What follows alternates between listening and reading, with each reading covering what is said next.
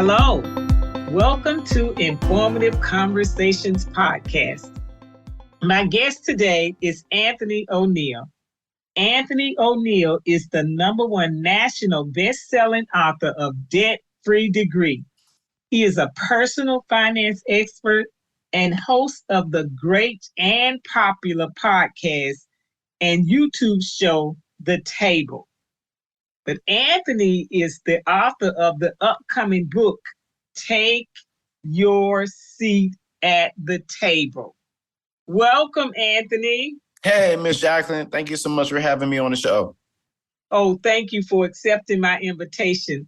I am looking forward to my listeners hearing, first of all, your voice and all that you've done, but this great book. Yes. So before we get started, I want you to tell my listeners a little about yourself in 1 minute or less. Yeah, my name is Anthony O'Neal. Some people call me AO to be a little short. I am a product of 4 loving parents. I have 2 biological parents and 2 what I call other parents, because I don't like the term step. God has blessed me with just 4 loving parents. Grew up in the church world. Didn't get a lot of practical information on finances from my parents. So ended up racking about $30,000, $35,000 in debt before I even turned 19 years old, Ms. Jacqueline. And I was able to pay off that debt within a matter of 5 years. And so today I'm literally just traveling around the world, telling people and sharing people a little bit more of my story and my journey around finances and how I was able to become debt free and build a multiple 7-figure business from a biblical perspective. So that's a little bit about Anthony O'Neal. Wow. So Anthony, I want you to go more in depth on that because I've been following you and I guess you can tell I'm speechless. I don't even know how to put it, but let me just say this. I know clearly that all of us have a purpose. Mm-hmm. And God's word says, before they call, I will answer. And while they're speaking, I will hear. But sometimes we don't realize, we know that everything in God's word is true. But when stuff like that happens, it's like, wow, I've been needing something like this and it's here. And share more of your testimony and how you got started in this. Yes, ma'am. It's such a great question, Ms. Jacqueline. And I think for me, when I think about my story, my testimony is I was raised in a very strong African-American home of 4 loving parents. One side of them lived in San Diego, California, and the other side lives in Fayetteville, North Carolina. So I was raised in the Baptist and Church of God of Christ era of things. And I grew up knowing all about church and I knew everything about church. And one thing that I missed within my story here to share it real quickly is that my parents taught me how to tithe. They taught me how to go to work, but they didn't really teach me what to do with the other 90% of the money. So when I graduated high school and went into college, I was really learning from the world on what to do with the other 90%.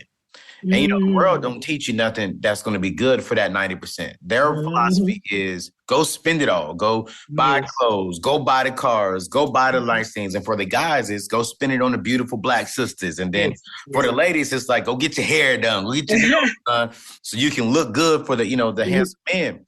And so I did just that. I went out there and I used that other 90% to impress friends who, Ms. Jacqueline, I'm not friends with one of them today. Wow.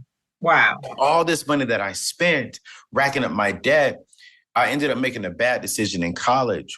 And because my parents were so strong spiritually, they was like, hey, a grown man doesn't come home.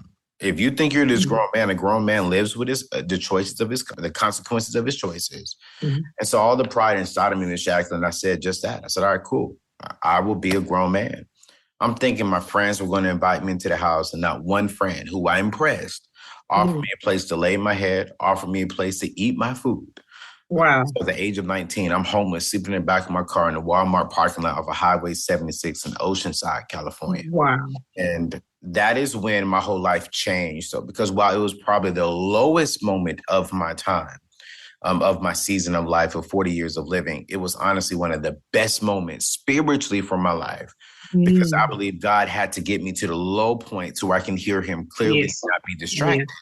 To hear him saying, come back to me, son. And I did just that. Paid off my debt, man. Was able to pay off my debt, get a couple of jobs, and ended up working. I would say I would classify it as a dream job, working for Dave Ramsey, who's one of the financial gurus in today's day and time. And I learned so much up underneath him.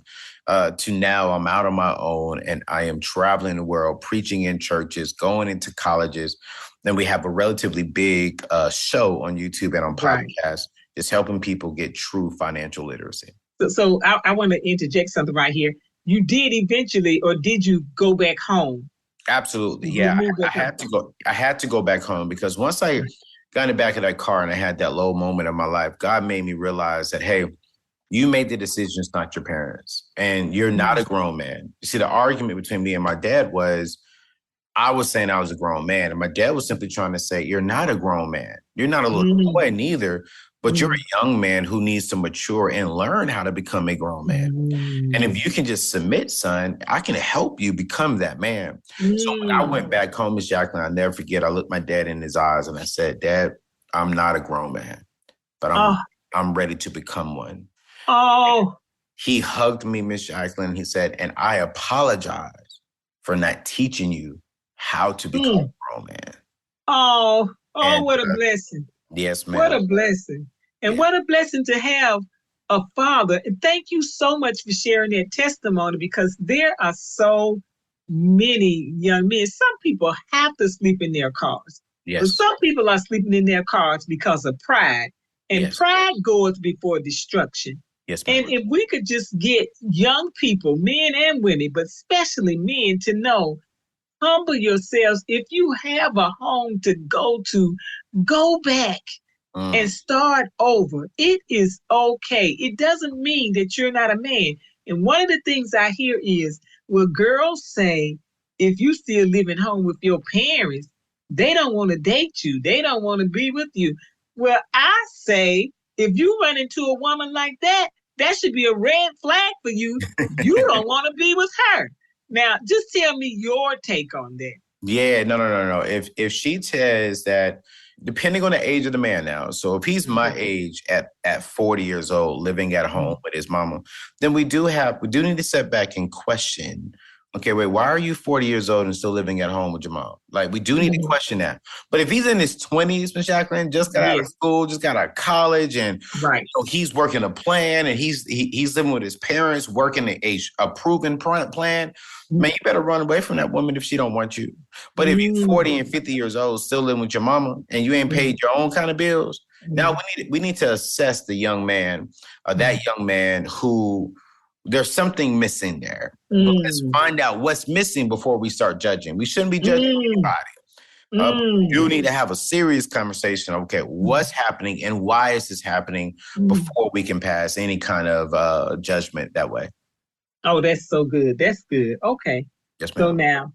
So now let me ask you, I want to go into your book some, okay? Yes, ma'am. So tell us about how can someone take a seat at the head of their table, and explain what it means and how they can make a change. Yeah. So when the table for me, the title of the book is called Take Your Seat at the Table. It's how to live an authentic life, build around abundance, wellness, and freedom. You know, when I think about my last situations that I was at, I remember always asking myself, do I really have control of my life? Like, do I really take a seat at the head of my table? Do I really run my own life? And I think a lot of people think that they're running their life, but the truth of the fact is, Ms. Jacqueline, they're not. Banks are running their lives. Jobs are running their lives. Their bosses are running their lives. Friends are running their lives. Even loved ones, family members are running their own lives and telling them what they should do. I remember sitting at an interview with a particular magazine. This magazine said, hey, you've helped this particular person build their legacy. But the next question we have for you, Anthony, is what have you done to build your legacy? Wow. And Ms. Jacqueline, I realized that I used all of my gifts and all of my talents to build somebody else's life. And I wasn't using the gifts and the talents that God fearfully and wonderfully put inside of me for me. And I wasn't using my gifts and talents for me and my family. And so what I realized is that I need a job, but the job shouldn't be at the head of the table. I should be at the head of the table, and my job should be on the side of the table because while I'm working for them, they're also helping me build and accomplish my goals and my dreams.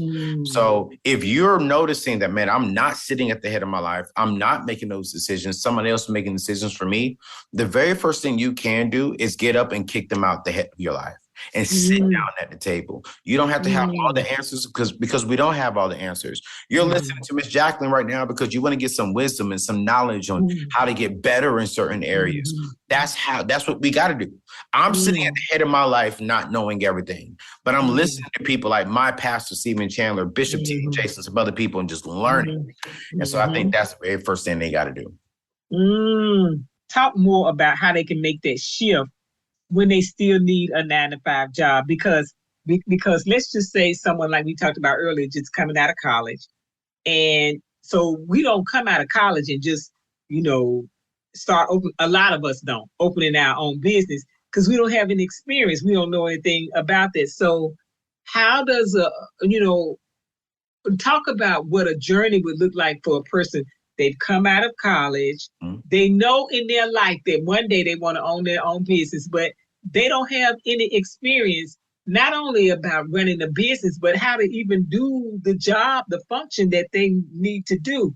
So how would that journey look like? Yeah, no, that's such a great question, Ms. Jacqueline. So listen, taking a seat at the head of your table doesn't necessarily mean you're an entrepreneur. I say this inside of the book. Everybody needs a Scottie Pippen to a Michael Jordan. Scottie Pippen was the number 2 guy. Michael Jordan was the number 1. And so not everyone's going to be a Michael Jordan. Not everyone's going to be an Oprah Winfrey. But you all got to play your role. Prime example, me and you are interviewing right now on Zoom. Well, if someone didn't design Zoom, me and you wouldn't be able to make to work. If they didn't have IT people who was making sure that the Zoom network services were up and running, we wouldn't be able to have a clear conversation here. And so taking a seat at the head of your table is really operating within your assignment.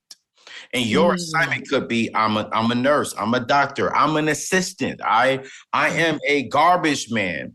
The thing that I want people to understand is if you're in this transition season, I'm 21, 22, just got out of college.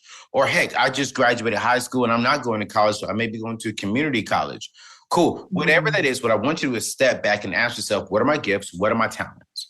And then understand, okay, where can I use those gifts and talents for myself? Never give someone else the opportunity to control and to dictate where your life goes.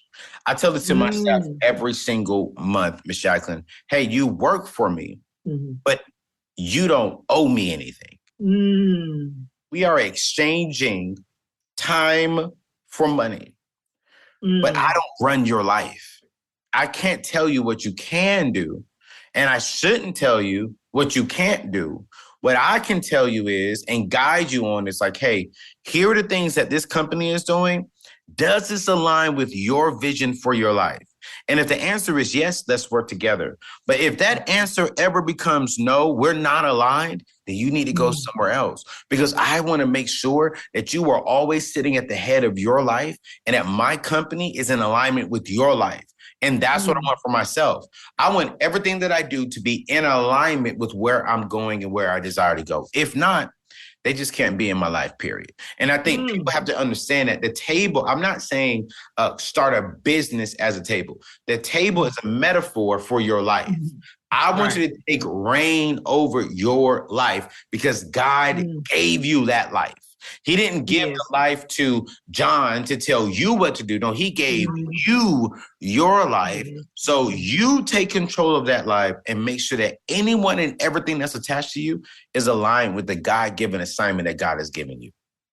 So Anthony, I know that you speak to a lot of people, and I know you speak to young people. Yes, ma'am. I don't know. I'm just being real. I don't know too many of us that are adults now that like we can receive what you're saying now. But in my 20s and 21, 23, getting out of school, having my own money, I don't know if I would have been able to receive what you're saying because, it's my money. I want to go do this. And it was like you said, I wanted to look good and everything. I wanted to quote, look the part. So everything was about that. And, you trying to tell me to put it here and put it there, there's going to be a later date. You're an old person talking. I don't want to hear that from you. But you are gifted to do this, and you talk to young people. So do they listen to you, or do you see the younger generation receiving what you're saying? Because this is your gifting. This is your anointing, not just for young, but for all people. But because you speak to young people in this manner, and people who are not 25 yet, the brain developing more, how do you handle that? And what do you say to them? I mean, you just gave us a lot about what you say at the table, but do you say those same things to them? Do you tell them, have a little part in your budget where you can splurge or spend on women or things like that? What do you say? Well, one of the main things that I am saying to this younger generation is that the caliber of your future will be determined by the choices we make today. Right. And so if you want your future to be bright and prosperous, you need to make bright and prosperous decisions today. Mm-hmm. If you want your future to be dark and non-prosperous, then continue making some of the decisions you're making today. Mm-hmm. And what I've noticed about this younger generation is, you're right, they don't want to work hard, but they want to make hard money, if that makes sense. Yes. So it's like they don't really want to put in a lot of work, but they want to make the most money as much as possible. Mm-hmm. And while I understand their statement, my philosophy for them is like, hey, okay, maybe you don't have to work as hard as what my parents worked, but you should be working smart and efficiently. And if you're working smart and efficiently, you should be able to make a good amount of money. But the problem is, when you make that money, what are you doing with that money, and how are you stewarding that money? If we can steward the money, that's the code. Okay.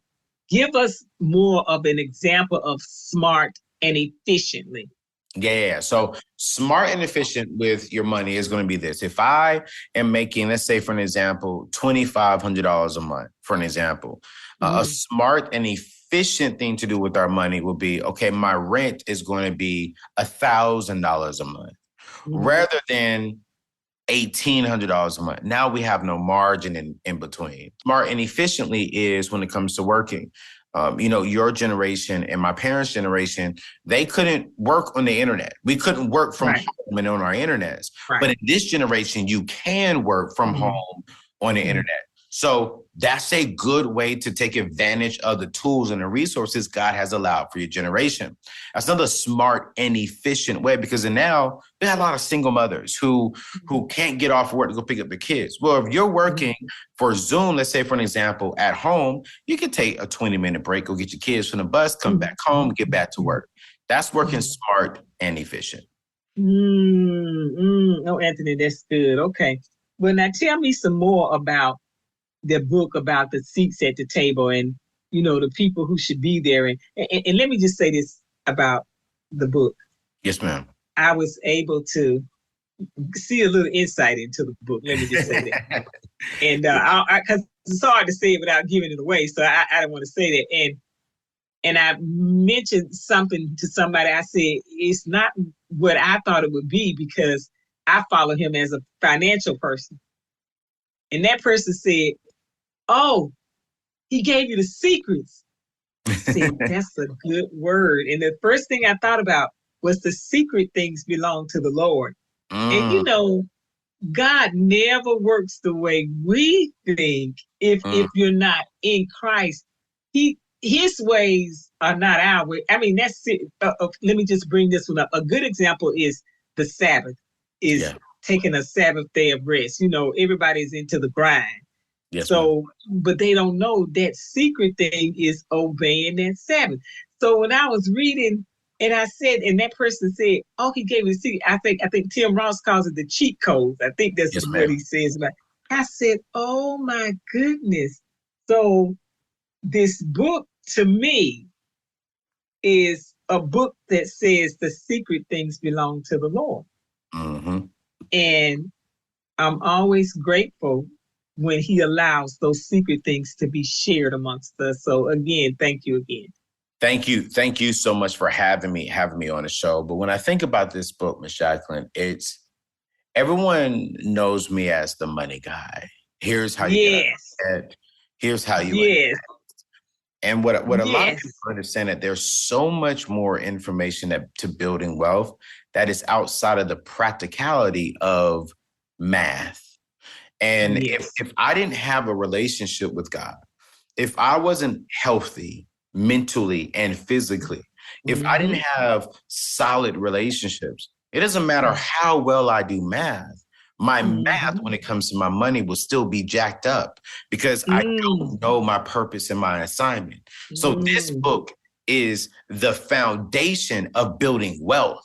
Because if you're not taking a seat at the head of your table, and if you don't have a table, if I come and I bring money, where am I going to put the money at? On your lap, on the floor, near your feet? No, we need to put it on the table in your life, and you need to know what to do with it and how to have the right people in your life to continue building your wealth. And so the table is the foundational book that I always live off of, because you can't build wealth if you do not have control of your life, period. That is exactly what the book is. So this book is teaching you how to take back control of your life, how to take back everything that the enemy took from you and turn that thing back around and give it back to God and say, God, I'm ready for whatever you have for me next. And what I love about it is once you get this book and you apply the principles in this book, money is going to be easier for you to get. If you're single, relationships going to be easier for you to get into it. If you're married, now we're on the same page. That's going to be an easier and better marriage. So this is just a foundation that has helped me build my wealth to get to that next level. And I wouldn't say it's a secret because I put it in a book, but I would definitely say it is the key to a healthy, wealthy future. Yes, yes. And you're sharing it. I know you do your podcast, and we see a lot of that on YouTube. It is helpful. Yes, ma'am. But how can a person, if they want to do some of your side classes or courses that you offer, talk about that some? How can they get that? Yeah, if you really want to, let's say if you want to learn how to make some money on YouTube and podcasts, and we have a community called Impact Creator Society where we're helping people generate that and generate money there. Let's say if you want to get out of debt, I have a free ebook and a free e-course to help you do that. And so all you got to do is go to anthonyoneal.com. We'll walk you through that process, and it'll be a true blessing for you to do. So go to anthonyoneal.com and it'll be good. Okay.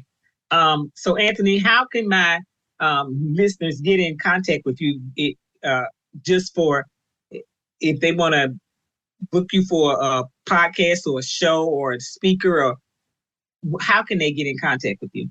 You can go to my website again there too. I would just go to anthonyoneal.com/book.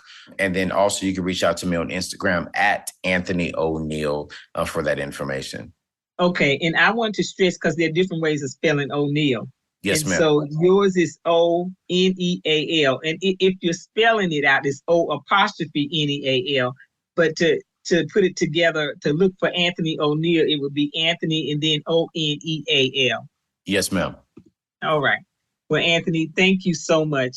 My last question is to you. What are some encouraging words that you could share with my listeners? The most encouraging thing that I can say to your listeners today is that your future doesn't have to look like your past. This is not deep, but it's true.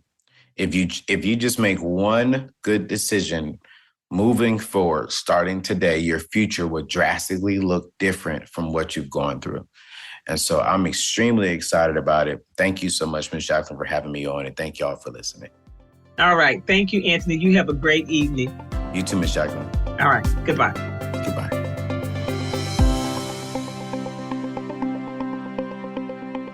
What a great episode.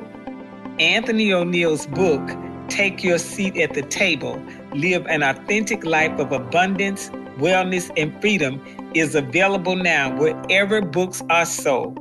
Be sure to get your copy and tell others about it. This book is a blessing. Stay encouraged.